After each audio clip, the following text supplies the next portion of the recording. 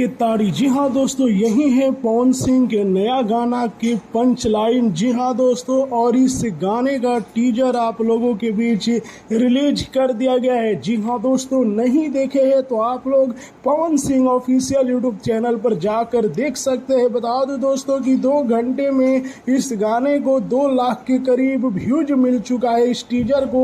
वहीं पर 35,000 के करीब जो कि लाइक किए हैं लोगों ने। जी हाँ दोस्तों, इसमें आप लोग पवन सिंह के साथ स्मृति सिन्हा को देखेंगे और पवन सिंह और शिल्पी राज के आवाज में यह दूसरा गाना है। और इस गाने का टीजर जो कि आप लोगों के बीच रिलीज कर दिया गया है, नहीं देखे हैं तो जाकर जरूर देखिए, और देख लिए तो कमेंट में बताइए कि आप लोगों को टीजर कैसा लगा और टीजर देखने के बाद क्या लगता है कि यह गाना एक दिन में कितना मिलियन व्यूज प्राप्त करेगा। जी हाँ दोस्तों, टीजर में आप सभी ने देखा कि पावर स्टार पवन सिंह जी है और साथ में स्मृति सिन्हा, एक लोकल एरिया जैसा दिखाया गया है पर है।